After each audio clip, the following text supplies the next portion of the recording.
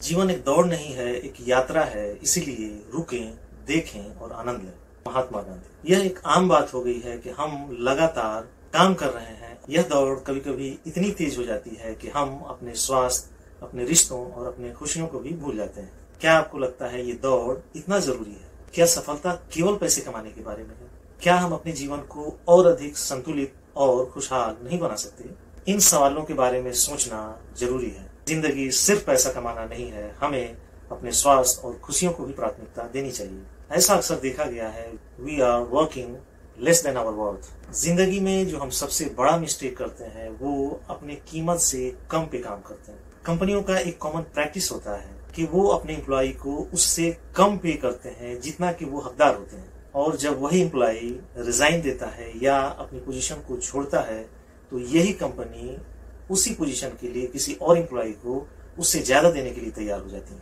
एक middle class mindset ये होता है कि उन्हें ये पता तो होता है कि उन्हें इससे ज्यादा मिल सकता है, लेकिन फिर भी अपने कंफर्ट जोन के कारण वो कोई स्टेप नहीं उठा पाते हैं। एक एवरेज के अनुसार जब भी आप अपना जॉब चेंज करते हैं तो 10 से 15% तक आपके सैलरी में इंक्रीज आता है। इसके लिए करना ये है कि आप पता करें कि आप जिस जॉब को कर रहे हैं मार्केट में जनरली उसके लिए पे क्या किया जा रहा है, और आप अपने एबिलिटी के हिसाब से पा कितना सकते हैं।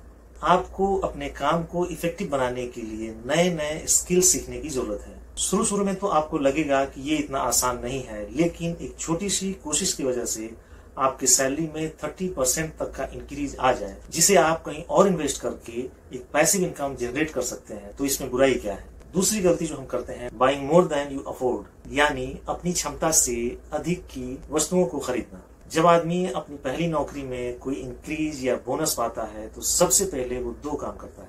पहला, वो कार खरीदता है और दूसरा घर खरीदता है। दोस्तों, कार या घर खरीदने में कोई बुराई नहीं है, लेकिन अगर वो रिकमेंडेड गाइडलाइन के अंदर हो तब।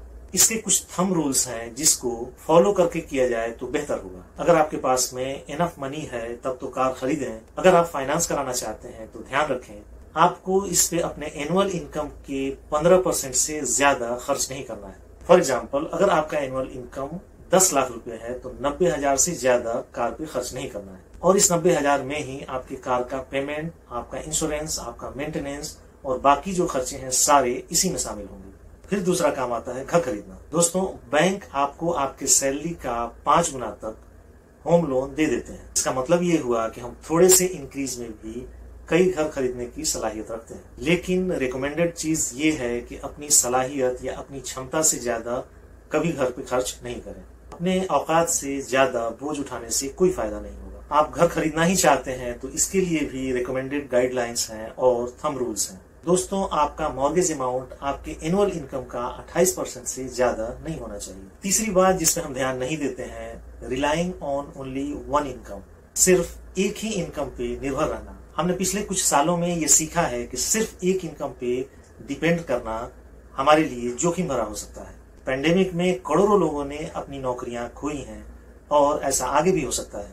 अगर एक इनकम पे डिपेंड है तो आपका इनकम कंप्लीटली बंद हो जाएगा। कोशिश करें कि आय के मोर देन वन सोर्सेज को जनरेट किया जाए और सिर्फ एक आय पे डिपेंड नहीं किया जाए। Ignoring the importance for saving for old age. चौथी गलती जो हम करते हैं, अपने बुढ़ापे के लिए कोई बचत नहीं करते हैं या उसे नजरअंदाज कर देते हैं। बुढ़ापे के लिए बचत करना बहुत ही महत्वपूर्ण है, लेकिन अक्सर लोग इसे अनदेखा कर देते हैं।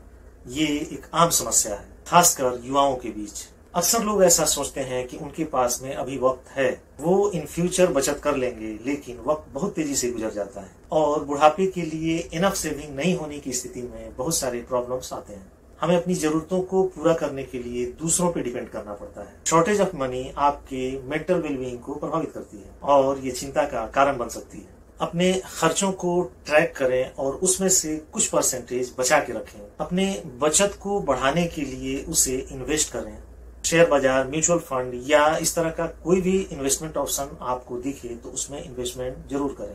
पांचवा आता है इन्वेस्टमेंट वर्सेज कंजम्पशन। आमदनी और खर्चा किसी भी व्यक्ति या परिवार के फिनेंशियल हेल्थ के दो महत्वपूर्ण पहलू हैं। ये दोनों शब्द आपस में कैसे जुड़े हैं, आइए जानते हैं।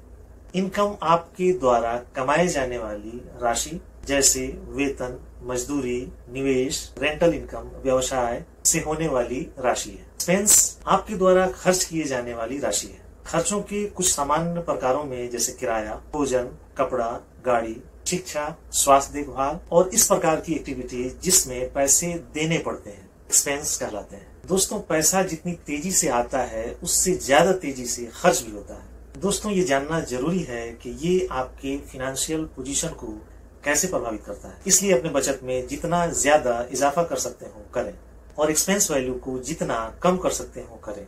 छठा जो बहुत इंपॉर्टेंट है, इग्नोरिंग फाइनेंशियल लिटरेसी। हम अपने फिजिकल और मेंटल वेलबींग की बातें तो करते हैं लेकिन अपने फाइनेंशियल वेलबींग को नजरअंदाज कर देते हैं। दोस्तों, अगर हम अपने 30s या 40s में इस बात पे ध्यान नहीं दें और अपने पैसों को लग्जरीज में उड़ा दें, आगे जाकर हमें इसे कंट्रोल करना बहुत मुश्किल होगा और इसका प्रभाव हमें अपने बाकी की जिंदगी में झेलना पड़ेगा। कम से कम हमें बेसिक रूल तो पता होनी ही चाहिए, जैसे कैसे इनकम को बढ़ाएं, एक्सपेंस को कंट्रोल करें, कैसे अपने पैसे से ज्यादा वैल्यू वसूल करें। ये बातें हमें स्कूलों में नहीं पढ़ाई जाती, हमें इसे अलग से जानने की कोशिश करनी चाहिए। और सातवां, last but not the least, doing what everyone else is doing. वही करना जो बाकी के लोग भी कर रहे हैं। कोई भी हो, चाहे ज्यादा कमाता हो या कम कमाता हो, सबको रिच दिखना पसंद है। सब के सब दूसरे को ये दिखाना चाहते हैं कि वो कितने संपन्न हैं, कितने अमीर हैं।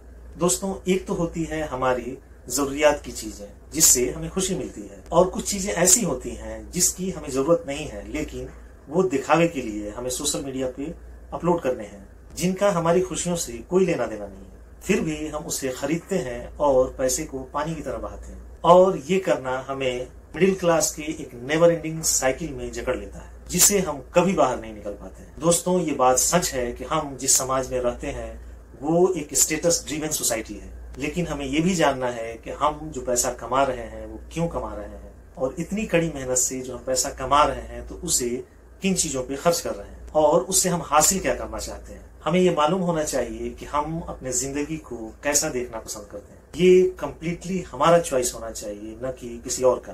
दोस्तों, रैट रेस सिर्फ 9 to 5 की जॉब का नाम नहीं है, बल्कि ये ऐसी दौड़ का नाम है जिसमें हम हमेशा किसी चीज को चेस करते हुए नजर आते हैं, चाहे वो किसी पेचेक के पीछे भागना हो या किसी चीज के पीछे भागना हो। और इन दौड़ में हमारा अपना एम्बिशन जो होता है पीछे छूट जाता है। दोस्तों, हमें ये याद रखना चाहिए कि जिंदगी में कुछ चीजें ऐसी भी हैं जिन्हें पैसों से नहीं खरीदा जा सकता। दोस्तों, हमें हमेशा अपने परिवार, अपने स्वास्थ्य और अपनी खुशियों को प्राथमिकता देनी चाहिए।